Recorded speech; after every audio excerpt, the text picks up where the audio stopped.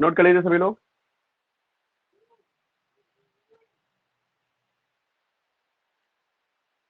फिर से देख लीजिए, बता रहे हैं आपको, सब ऑर्डिनेट क्लासेस जितने भी क्वेश्चन वर्ड्स होते हैं ये सारे सब ऑर्डिनेट क्लासेस में यूज होते हैं। वाट का मतलब जो हो जाता है, किसी वस्तु या बात के लिए प्रयोग करते हैं। वाई किस कारण, तो ये हो जाएगा जिस कारण। वेयर कहाँ होता है, तो ये जहां हो जाएगा। हाउ किस प्रकार, तो किसका, जिस प्रकार। वैन वेन कब होता है ना, तो जब हो जाएगा। हु किसने, तो जिसने, और ये प्राणी के लिए यूज करते हैं। हुज किसका, ये तो जिसका हो जाएगा। हुम किसको, तो ये हो जाएगा जिसको। हाउ मेनी हाउ मच का यूज नहीं होता है, यूज ही नहीं आता है इसका। होता लेकिन यही है, सबऑर्डिनेट क्लास में यूज होगा तो इतना, इसका मतलब यही होगा। विथ ये वक्त के लिए प्रयोग करते हैं। ओके, ये सारे सबऑर्डिनेट क्लासेस में यूज होते हैं, सारे सबऑर्डिनेट क्लासेस में। तो नोट कर लीजिए, यस कीजिए तो हम आगे बढ़े।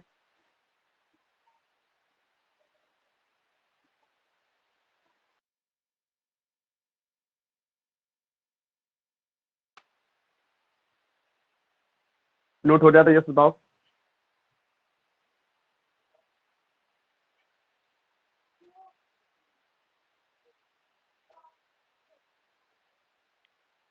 स्क्रीन शॉट ले लो।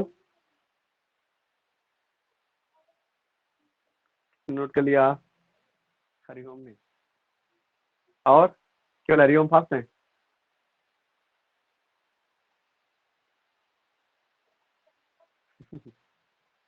अच्छा दीपक, तुम्हारे पास तो पेन कॉपी भी नहीं होगा। तो नोट कर लिया। गुड। हाँ तो मतलब समझ गए ना, जितने भी क्वेश्चन वर्ड्स हैं ये सारी सबऑर्डिनेट क्लास में यूज होंगे।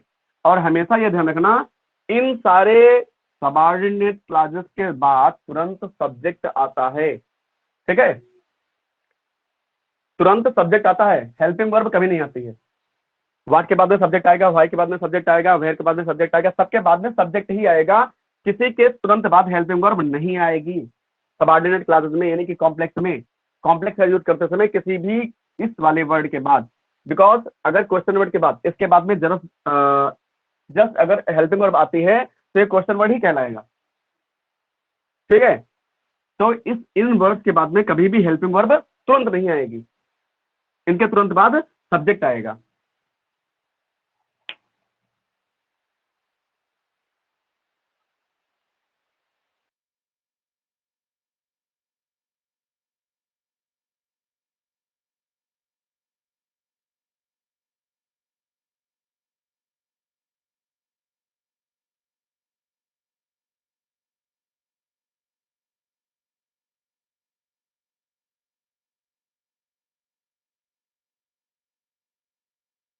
हम्म, आगे बढ़ते हैं।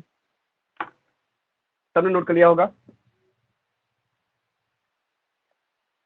अभी सबऑर्डिनेट क्लॉजेस चल रही बेटा, और बहुत गौर से समझना है इन सबको, बहुत जल्दी खत्म करके दूसरा टॉपिक अपनाएंगे।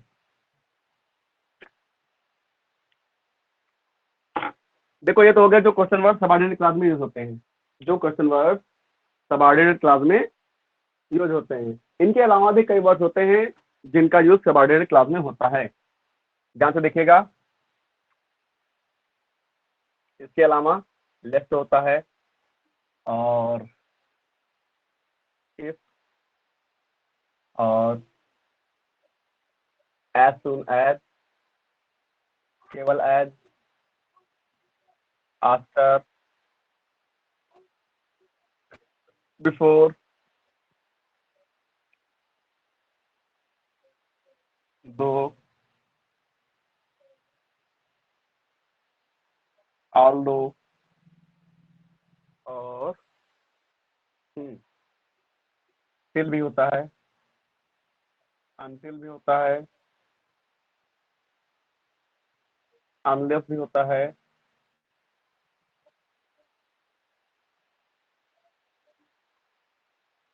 हाँ, क्वेश्चन वर्ड के बाद में लगभग इतनी क्लासेस यूज होती है। हाँ एक देखो, मेन छूट गया, मेन, बिकॉज, बिकॉज भी होता है बेटा।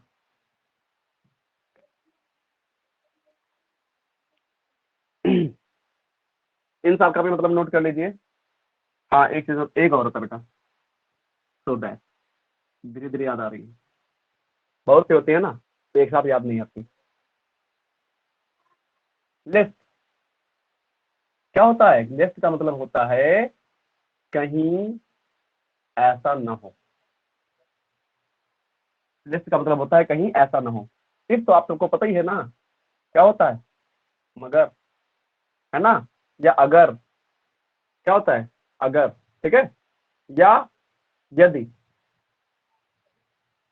अगर मगर यदि। इफ का मतलब एक और होता है।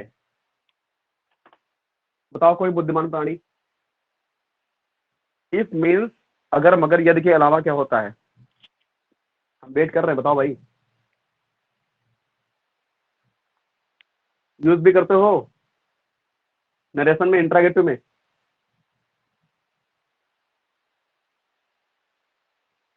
हाँ मानसी राव सही है। इसका मतलब होता है क्या, यूज करते हो ना। यदि के अलावा इसका क्या होता है? क्या होता है? क्या होता है पूछ नहीं रहे, बता रहे हैं। ठीक है, इट मीन्स क्या। फिर होता है as soon as. As soon as का मतलब होता है जैसे ही। फिर एज तो सभी लोग जानते हैं कंपेरिजन वर्ड है, कंपेरिजन वर्ड। ठीक है, जैसे या जैसा, ये कंपेरिजन वर्ड है बेटा। आफ्टर तो पता ही होगा, बाद में या पश्चात में, ठीक है।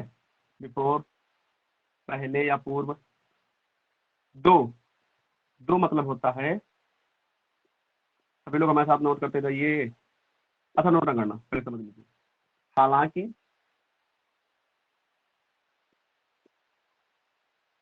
यद्यपि। हालांकि या यद्यपि, दो आल्दो का एक ही मतलब होता है। दो आल्दो का एक ही मतलब होता है, हालांकि या यद्यपि, ठीक है।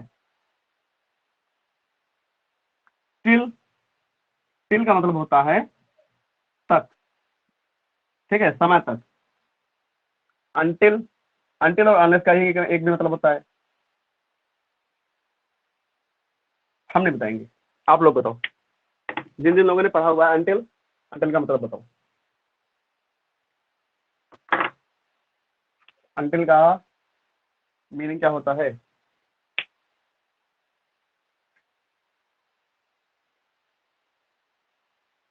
भाषणी, अब तक नहीं बेटा, गलत है। हाँ मानसी का सही है।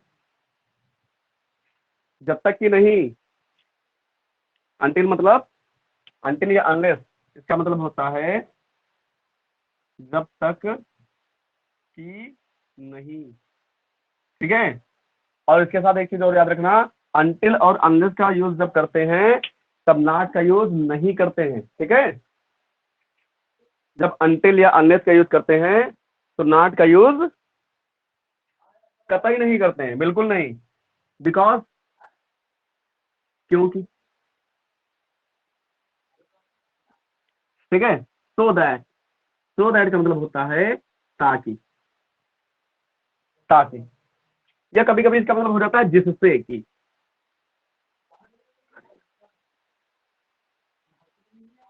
जिससे कि। जब सो दैट यूज होता है तो सो दैट के बाद में इसका स्ट्रक्चर लिख लीजिएगा। तो दैट के बाद में सब्जेक्ट आएगा, सब्जेक्ट।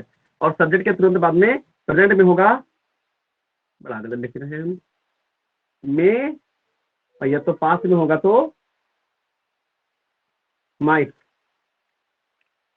प्रेजेंट में होगा, ये स्ट्रक्चर लिख लीजिए। सो दैट का स्ट्रक्चर, सो दैट होगा तो सो दैट के तुरंत बाद सब्जेक्ट आएगा। सब्जेक्ट के बाद में वर्ब हो, कुछ भी हो, ठीक है, वो हट जाएगा, उसके जगह पे मे या माइट आएगा। जब यूज होगा तो समझ जाओगे। लिख लीजिए सभी लोग, नोट कर लीजिए, स्क्रीनशॉट ले लीजिए।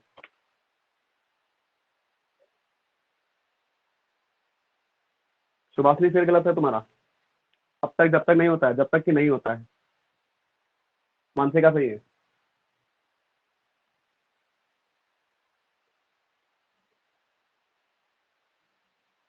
स्क्रीनशॉट ले लो, नोट कर लो। राइटिंग आज थोड़ा क्लियर कम है, सभी को समझ में आ रहा है? जल्दी जल्दी में लिख रहे हैं जैसे क्लास में पढ़ाते हैं। आदत तो बदली नहीं है अभी।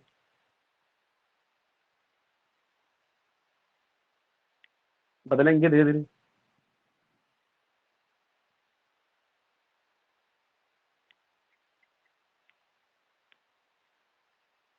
नोट करो सभी लोग। Unless if, as soon as, after, before, though, although, still, until, unless, because, so that और so that का स्ट्रक्चर।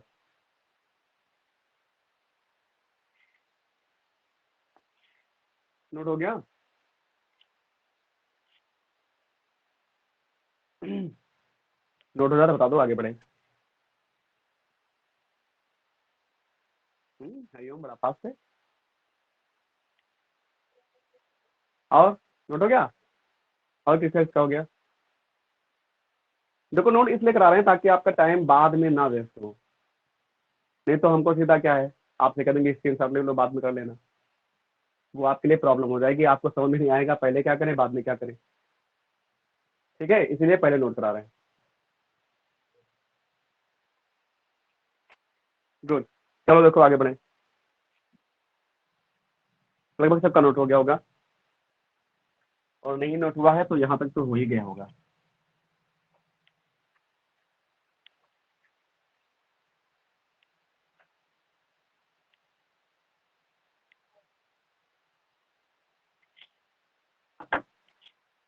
हम्म एक चीज और लिख लो, भूल ही गया, जिसका सबसे ज्यादा यूज होता है, दैट।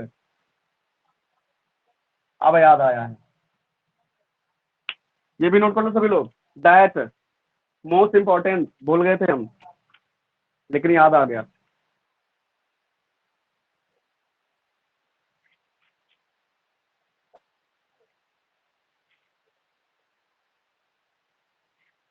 कर लिया?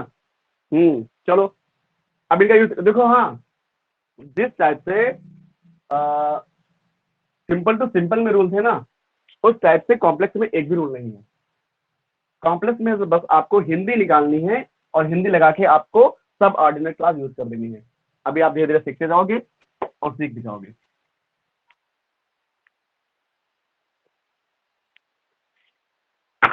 देखो,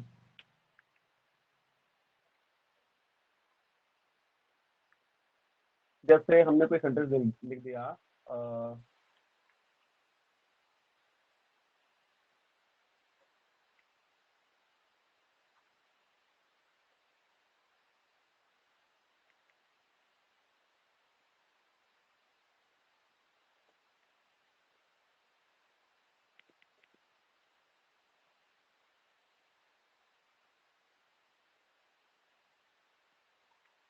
ये देखो दो सेंटेंस है हमारे पास।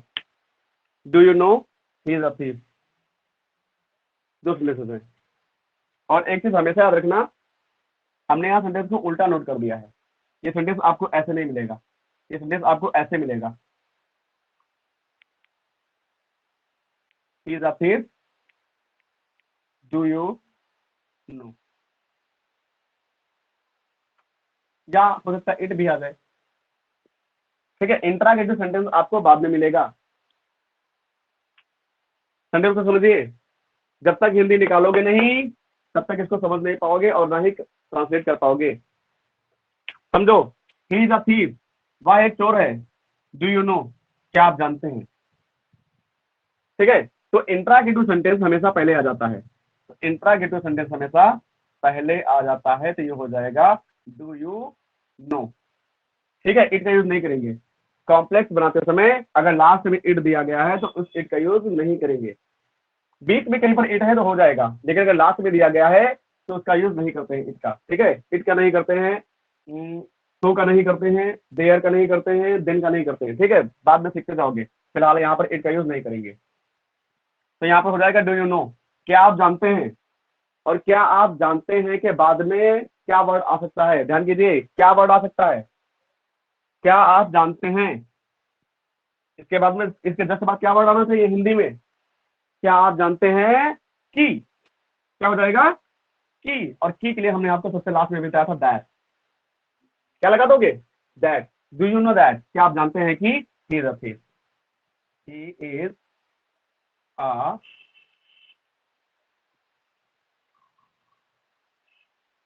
थिफ।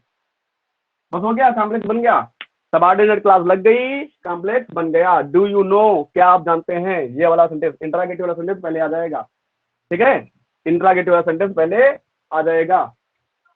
तो डू यू नो, फिर इट का यूज नहीं करेंगे।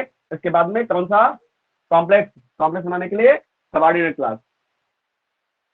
हिंदी निकालोगे तो खुद ही समझ जाओगे। तो क्या आप जानते हैं कि वह एक चोर है, या इसको ऐसे भी बना सकते हैं, दैट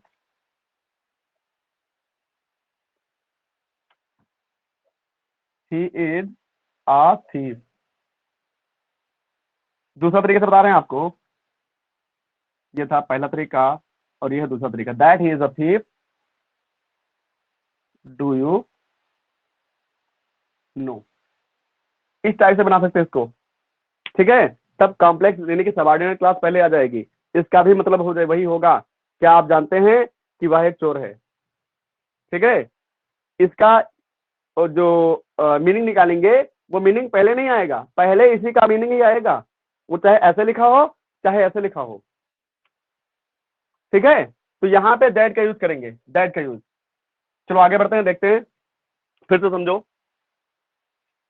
इसका स्क्रीनशॉट ले लो बेटा, ये तो नोट कर लो।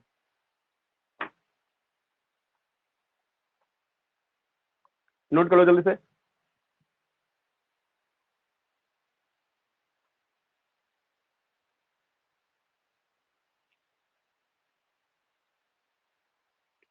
Do you know he is a thief, या ही is a thief, do you no. दो तरीके से बनेगा, do you know that he is a thief, या that he is a thief, do you no. दो तरीके से बन सकता है, और मतलब दोनों का एक ही होगा। क्या आप जानते हैं कि वह एक चोर है, की। ठीक है, की का यूज जब होगा तो दैट का यूज होगा।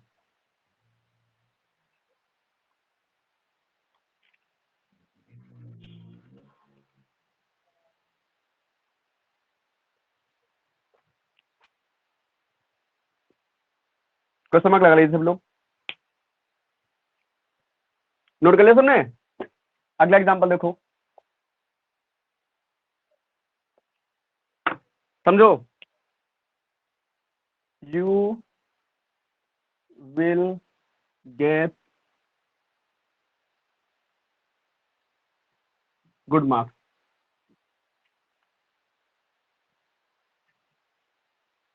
I hope. दो सेंटेंसेस आपके सामने, चलो ये लिख दिया। आपके सामने दो सेंटेंसेस हैं, you will get good marks, आपको अच्छे नंबर मिलेंगे। आई होप दिस, मुझे यह उम्मीद है। ठीक है, हमने बताया था कॉम्प्लेक्स बनाने के लिए कोई निश्चित रूल नहीं है, एक एक सबऑर्डिनेट क्लास का यूज करते जाओ, खुद ही सीख जाओगे। ठीक है, तो मुझे उम्मीद है, मुझे यह उम्मीद है तुमको अच्छे नंबर मिलेंगे। ठीक है, तो दिस को किसमें चेंज करते हैं, नरेशन बनाते समय दिस को किसमें चेंज करते हैं, उसी का रिलेशन है बेटा। नरेशन बनाते समय दिस को किसमें चेंज करते हैं, बताओ। दिस को किसमें चेंज करते हैं, दैट में, है ना। दैट में चेंज करते हैं, तो यहाँ भी दैट में चेंज हो जाएगा। हाँ, और एक चीज याद रखना, प्रिंसिपल क्लास हमेशा पहले आएगी। ठीक है, प्रिंसिपल क्लास के बाद ही सबऑर्डिनेट क्लास यूज होगी, ये हमेशा ध्यान रखना। प्रिंसिपल क्लास के बाद ही सबऑर्डिनेट क्लास यूज होगी। ठीक है, तो ये हो जाएगा आई होप, और दिस का दैट। ठीक है ना, मुझे उम्मीद है कि you will get good marks.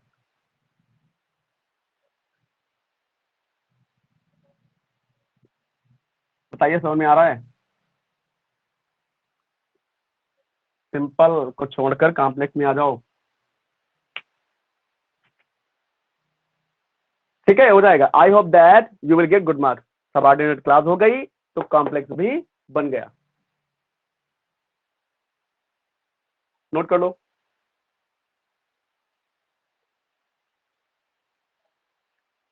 अभी और बता रहे हैं, ठीक है।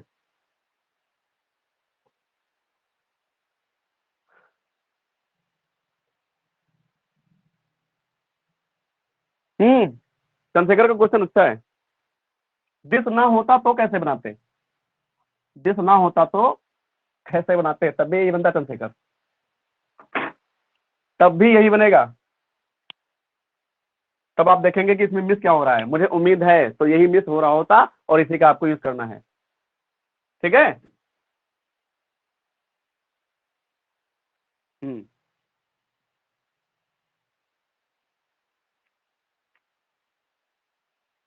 नोट कर लिया। अगर दिस ना होता तब भी दैट रखता। अभी और एग्जांपल्स बता रहे हैं, आपको क्लियरली समझ में आ जाएगा।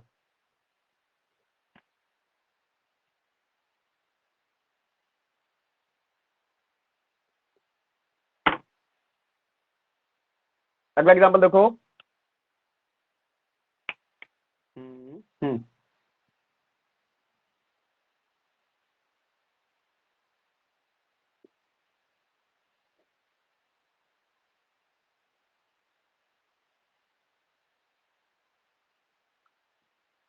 ये देखो सेंटेंस आपके सामने, you will pass this is certain, you will pass this is certain.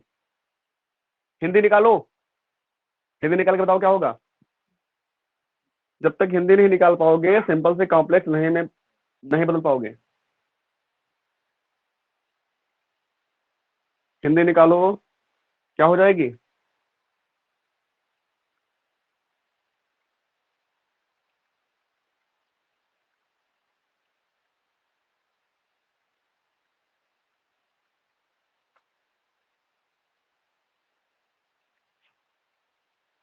क्या हो जाएगी हिंदी, यू विल पास, आप सफल हो जाएंगे। ठीक है, पास मीन्स पास होना, सफल होना। ठीक है, you will pass this is certain, यानी कि यह निश्चित है, यह निश्चित है आप सफल हो जाएंगे, या आप पास हो जाएंगे, यह निश्चित है आप पास हो जाएंगे। क्या मिस कर रहे हो बताओ, यह निश्चित है आप पास हो जाएंगे, कौन सा वर्ड छूट रहा है। यह निश्चित है आप पास हो जाएंगे, कौन सा वर्ड छूट रहा है। हम्म, की छूट रहा है ना। तो हो जाएगा दिस इज सर्टेन। क्या छूट रहा है भाई, की। और की के लिए क्या लगाओगे, दैट। समझ गए कि नहीं समझ गए, this is certain that you will pass.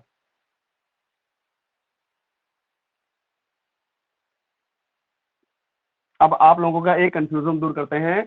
हमने बताया था दिस को दैट में बदलेंगे, बताया था ना, ध्यान दीजिए सभी लोग। हमने बताया था दिस को दैट में बदलेंगे। तो हमने आपको सिर्फ यहाँ पर ध्यान दिलाने के लिए बताया था कि दिस को दैट में बदलेंगे। ठीक है, यहाँ पर दिस होगा तब भी दैट लगाओगे, दिस नहीं होगा तब भी दैट लगाओगे। ओके। और ये नरेशन नहीं है, अगर लास्ट में दिस होगा तो उसके जगह पे दैट आएगा। ठीक है, लास्ट में दिस होगा तो उसकी जगह पे दिस आएगा। ओके।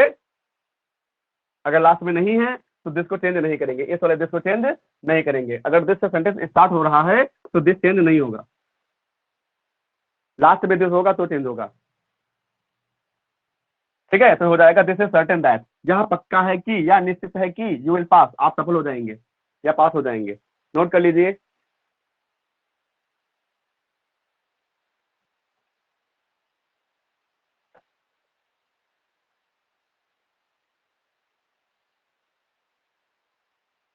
टाइम कितना हो गया भाई, 8:10। 10 मिनट और चलेगी आपकी क्लास, 10 मिनट और चलेगी। नोट कर लिया।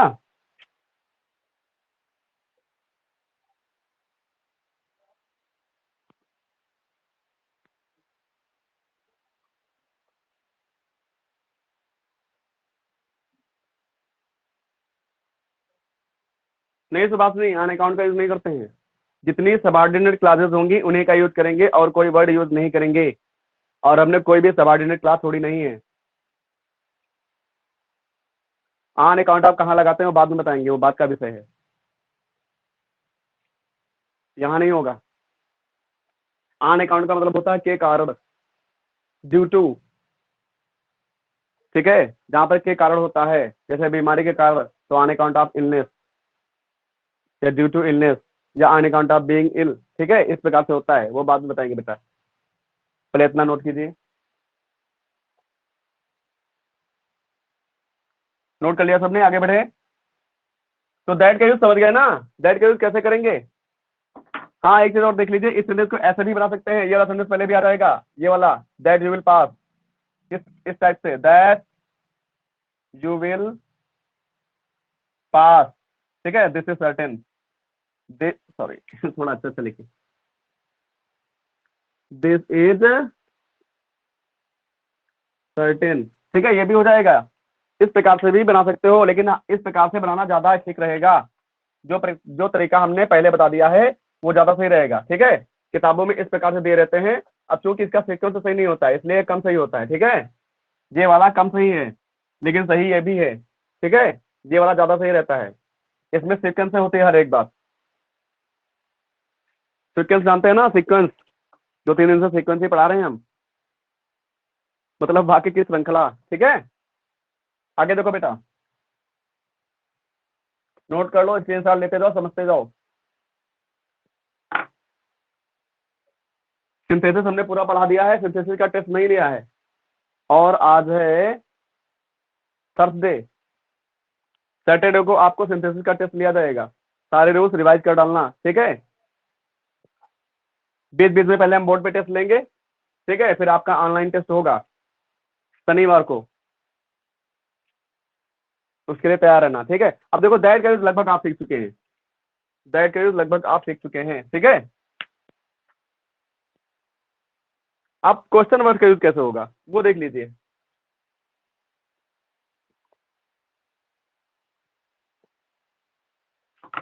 देखो, what are you doing, please tell me. देखिए आपके सामने 2 सेंटेंसेस हैं, what are you doing, please tell me. इसमें सबसे सरल यही है, इसमें कुछ भी नहीं करना है, ध्यान कीजिए, हमने आपको क्या बताया था, इसमें कुछ नहीं करना है, हमने कहा था क्वेश्चन वर्ड के जस्ट बाद में हेल्पिंग वर्ब नहीं आएगी कॉम्प्लेक्स में, ठीक है। अब ये भी कॉम्प्लेक्स नहीं है, ये सेपरेट सेंटेंस है, सेपरेट से इसको सिंपल बनाएंगे, यानी कंबाइन करेंगे, तब क्या करेंगे, क्वेश्चन वर्ड के जस्ट बाद में हेल्पिंग वर्ड का यूज नहीं करेंगे, और प्रिंसिपल क्लास हमेशा पहले आएगी, ठीक है, प्रिंसिपल क्लास हमेशा पहले आएगी, प्लीज टेल मी पहले आ जाएगा, प्लीज टेल मी, ठीक है। कॉम्प्लेक्स में सबऑर्डिनेट क्लास यूज होगी, तो सबऑर्डिनेट क्लास है कि नहीं है बताओ भाई, ये सबऑर्डिनेट क्लास है, तो सबऑर्डिनेट क्लास का ही यूज यहाँ पर हो जाएगा, जैसे नरेशन में करते हैं हेल्पिंग वर्ब का यूज सब्जेक्ट के बाद करते हैं, ऐसे इसमें भी यू आर डूइंग, और यहाँ पर हॉट का मतलब क्या नहीं रह जाएगा फिर, ठीक है, मतलब सीधा समझ लीजिए, व्हाट आर यू डूइंग, आप क्या कर रहे हैं, प्लीज टेल मी, कृपया मुझे बताओ, ठीक है, ये जो सेपरेट सेंटेंस है इसका मतलब यही होगा कि कृपया मुझे बताओ आप क्या कर रहे हैं, और जब इसको कंबाइन कर देंगे तो हार्ट का मतलब क्या हो जाएगा, हार्ट का मतलब हो जाएगा जो, तो क्या हो जाएगा इसका मतलब, प्लीज टेल मी, कृपया मुझे बताओ जो आप कर रहे हैं, व्हाट यू आर डूइंग, जो आप कर रहे हैं, ठीक है, इसका यह मतलब हो जाएगा। तो क्वेश्चन वर्ड में जब भी, क्वेश्चन वर्ड के जस्ट बाद जब भी हेल्पिंग वर्ब आएगी तो कॉम्प्लेक्स बनाने के लिए हेल्पिंग वर्ब का प्रयोग सब्जेक्ट के बाद कर देंगे, बस, ठीक है, एकदम क्लियर है, कुछ नहीं करना है। दूसरा सेंटेंस देख लीजिए, जैसे where have you seen me, can you tell, can you tell, क्या आप बता सकते हैं आपने मुझको कहां देखा है, ठीक है, where have you seen me, आपने मुझको कहां देखा है, कैन यू टेल, क्या आप बता सकते हैं, ठीक है ना। तो प्रिंसिपल क्लास पहले आएगी बेटा, ये हमेशा ध्यान रखना, कैन यू टेल पहले आ जाएगा, तो कैन यू टेल, ये याद रखो कि जब क्वेश्चन वर्ड आएगा तो क्वेश्चन वर्ड वाला सेंटेंस पहले नहीं आएगा, ठीक है, जिस तरीके से याद रखता हूं उस तरीके से याद रखो, जब क्वेश्चन वर्ड आएगा तो क्वेश्चन वर्ड वाला सेंटेंस बाद में आएगा, ठीक है, तो दूसरा वाला सेंटेंस पहले आ जाएगा, तो कैन यू टेल, ठीक है। अब दैट नहीं लगाएंगे, ध्यान रखना, क्या आप बता सकते हैं कि नहीं लगेगा, क्योंकि सबऑर्डिनेट क्लास ऑलरेडी लगी हुई है, और सबऑर्डिनेट क्लास के रूप में यही क्वेश्चन वर्ड आएगा, ठीक है। दैट और क्वेश्चन वर्ड कभी भी साथ में नहीं आ सकता, ये ध्यान रखना। तो यहाँ पे दैट तो लगेगा ही नहीं, मतलब निकलेगा लेकिन दैट नहीं लगेगा, ठीक है। तो कैन यू टेल वेयर है, तो वेयर ले आओ। अब क्वेश्चन वर्ड के जस्ट बाद हेल्पिंग वर्ड का प्रयोग नहीं करेंगे, अभी अब मैं आपको बताया था। क्वेश्चन वर्ड के जस्ट बाद हेल्पिंग वर्ड का प्रयोग नहीं करेंगे, ये कहाँ आ जाएगी भाई, यहाँ पे आ जाएगी। समझ गए कि नहीं समझ गए? तो can you tell me where you, question word के जस्ट बाद सब्जेक्ट, उसके बाद में helping verb have seen me. Question marks लगाएंगे लगाएंगे बिकॉज हेल्पिंग वर्ब से स्टार्ट हुआ है। बताओ भाई, समझ में आ रहा है सबकी? एक बार यस करके बताओ, और नहीं समझ में आ रहा तो नो करके बताओ।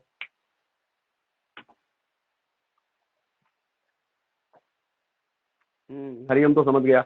और वेरी गुड, ट्वेल्थ तुम्हारी भी समझ में आ गया। हम्म है नहीं कुछ, क्वेश्चन वर्ड के जस्ट बाद में हेल्पिंग वर्ब का प्रयोग नहीं करते हैं बस। हाँ बेटा चंद्रशेखर, बहुत ज्यादा इजी है। हमने कहा ना रूल कोई नहीं है, लेकिन जब सीखते जाओगे ना तो खुद ही सीख समझ जाओगे सब कुछ। एक्सपीरियंस, बस एक दो सेंटेंस में बता रहे हैं, फिर क्लास खत्म कर रहे हैं, ठीक है, बिकॉज टाइम भी काफी हो गया है।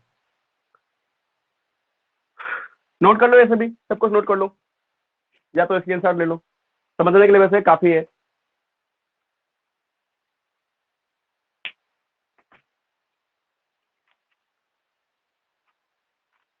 और चंद्रशेखर तबीयत सही है?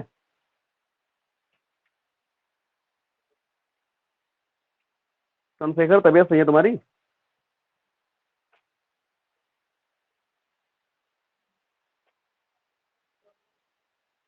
चलो, सेहत का ध्यान रखो। हाँ स्क्रीनशॉट लो बेटा और नोट कर लो। एक दो चीजें और देख लो, फिर खत्म कर रहे हैं। और ये से हिसाब कर लेना, जब टॉपिक हम खत्म किया करें तो नेक्स्ट डे हमको बता दिया करो कि सर ये लास्ट टॉपिक था, ठीक है, बिकॉज हम टॉपिक भूल जाते हैं। हो गया?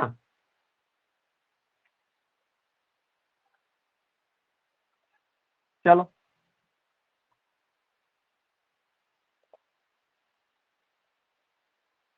एक दो सेंटेंस और देख लो बेटा।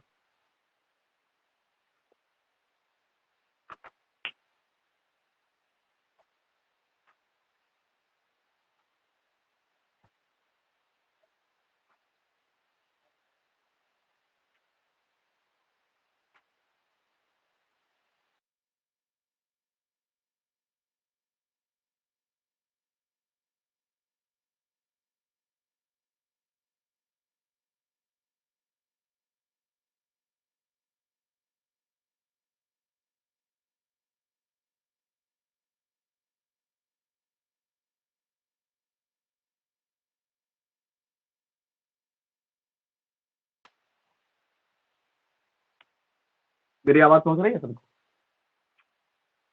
क्लियर करो फिर आगे बताएं। मैंने आवाज रोक दी थी ना, क्लियर करो, आवाज पहुंच रही?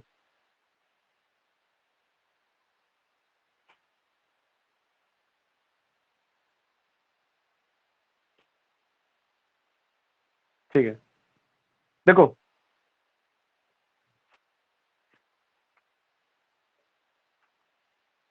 हम्म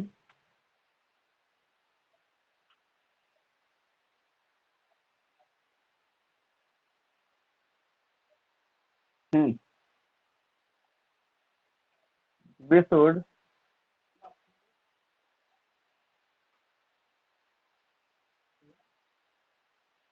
always remember honesty is the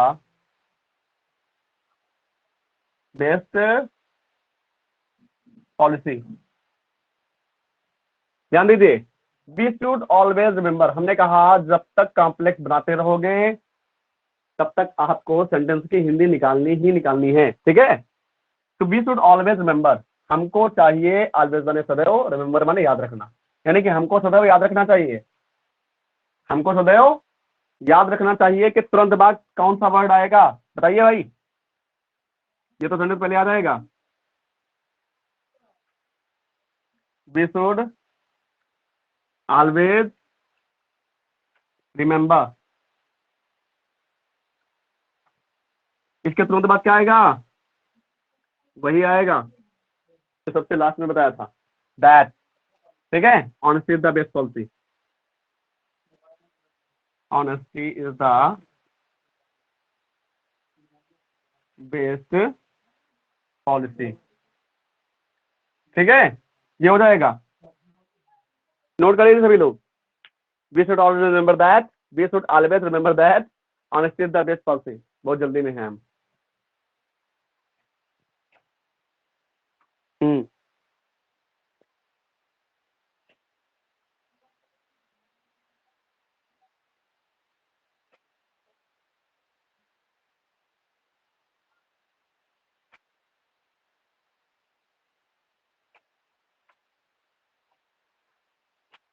note कर लिया?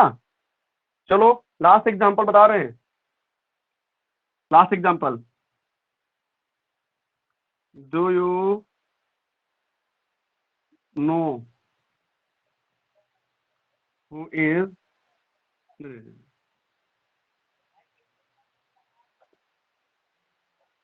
हु ब्रोक द जग? देखो, दोनों सेंटेंसेस इंटरोगेटिव में हैं। Do you know who broke the जग? क्या आप जानते हैं? डू यू नो, क्या आप जानते हैं हु ब्रोक द जग? जग किसने तोड़ा?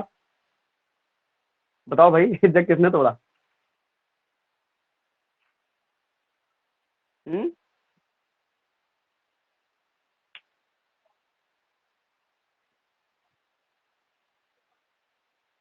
हम्म। चंद्रशेखर से बनाते जाओगे तो समझ में आ जाएगा रुद्र ने तोड़ा। चलो तो देखो, अभी टूटा नहीं है जग, बस हमने कह दिया तोड़ा। जब बनाते जाओगे तो समझ में आ जाएगा कि कौन सा सेंटेंस पहले रखेंगे। ठीक है, इसके लिए कोई निश्चित रूल नहीं है। आपको इसके लिए प्रिंसिपल क्लास समझना पड़ेगा, और प्रिंसिपल क्लास जब एक्सपीरियंस हो जाएगा तब खुद ही समझ जाओगे चंद्रशेखर बेटा। ठीक है, जब हिंदी निकालोगे तो खुद ही समझ जाओगे। जैसे देखो, आपको बता रहे हैं कि जो नीचे वाला सेंटेंस लिख रहे हैं इस पर ध्यान देना।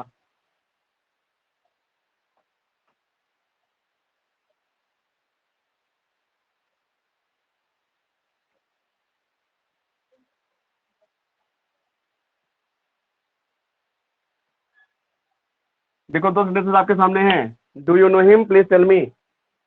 आप खुद ही ध्यान करके बताओ, कंसंट्रेट करो माइंड इस सेंटेंस पे कि कौन सा टेंस पहले आना चाहिए। ये वाला पहले आना चाहिए कि ये वाला पहले आना चाहिए? Do you know him please tell me, कौन सा टेंस पहले आएगा?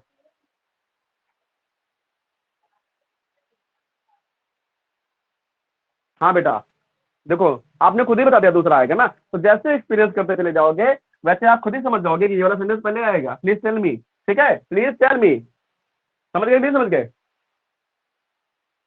अब डू की जगह क्या आ जाएगा? बताओ,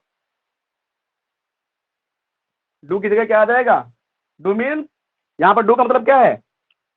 डू का मतलब क्या है? पूछ नहीं रहे, बता रहे हैं हम डू का मतलब क्या है। ठीक है,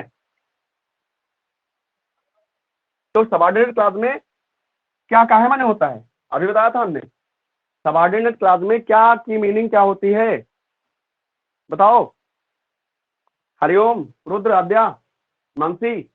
नहीं, पार्ट हमने बताया ही नहीं। व्हाट माने जो। हाँ, आद्या सिंह कर रही है। इफ यूज करेंगे बेटा, क्या यूज करोगे? इफ। ठीक है, प्लीज टेल मी, क्या आ जाएगा डू की जगह पे? If you know him. ये लो, ये तो बातों बातों बातों में सीख गए आप लोग। ठीक है, बातों बातों में सीख गए। समझ गए कि नहीं समझ गए? हाँ सही है। इफ मीन्स क्या होता है? ठीक है, व्हाट मीन्स तो जो होता है। हम्म। तो do you know who broke the जग, इसका क्या हो जाएगा? स्क्रीनशॉट ले लो, स्क्रीनशॉट ले लो, तुरंत बताते हैं। स्क्रीनशॉट ले लो।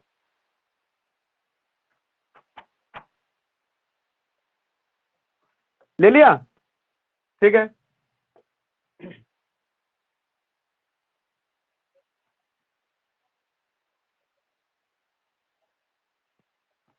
तो देखो बेटा, डू यू नो पहले ही रहेगा, डू यू नो, क्या आप जानते हैं, ठीक है। अब देखो यहाँ क्वेश्चन वर्ड, ये एक ऐसा क्वेश्चन वर्ड है जिसके बाद में हेल्पिंग वर्ब है ही नहीं, है ना। और हु जो होता है ये नाउन क्वेश्चन वर्ड होता है। नाउन क्वेश्चन मतलब यही सब्जेक्ट माना जाता है, ठीक है। जैसे राम ने जग तोड़ा, अगर हम इसको क्वेश्चन टैग करना चाहें तो ये क्या हो जाएगा, किसने जग तोड़ा, आंसर में क्या आ जाएगा, राम ने। तो राम नाउन है, तो ये भी एक नाउन क्वेश्चन वर्ड है, ठीक है। तो इस जब क्वेश्चन हेल्पिंग वर्ब है ही नहीं तो हेल्पिंग वर्ब ना रखो, बात खत्म। सेम सेंटेंस को ऐसा ही रख दो, do you know who road, sorry broke the jug. अब बिकॉज हेल्पिंग वर्ब से स्टार्ट हुआ है तो इंट्रोगेटिव ही रहेगा, ओके। अब देखो दोनों का मतलब बदल गया बेटा, यहाँ तो सिर्फ हमने क्वेश्चन मार्क हटाया हुआ है, सभी को दिख रहा है कि 50 हटा गया है। चलो फिर से लिखे दे रहे, question mark who broke the जग, ठीक है। तो डू यू नो केवल क्वेश्चन मार्क हटाया हुआ है हमने यहाँ से, हु ब्रोक दी जग, इसका मतलब होगा क्या आप जानते हैं कि जग किसने तोड़ा, क्या आप जानते हैं जग किसने तोड़ा। लेकिन यहाँ पर हु का मतलब किसने बिल्कुल नहीं रहेगा, बताओ भाई क्या होगा हु का मतलब। अब ये सबऑर्डिनेट क्लास में बदल गया, और हु का मतलब क्या हो जाएगा, गलत। हु का मतलब क्या होगा, नहीं सुभाष नहीं, किसने, हु का मतलब यहाँ जो नहीं है बेटा, किसने, किसने तो, किसने है तो जिसने, ठीक है। क्या आप जानते हैं जिसने जग तोड़ा, ओके। Good bye student.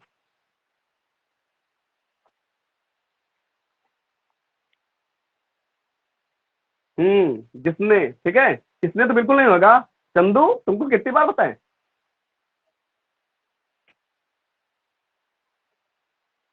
किसने कहाँ हो जाएगा, जिसने होगा बेटा, सबऑर्डिनेट क्लास में जिसने होगा, ठीक है। चलो क्लास खत्म करते हैं।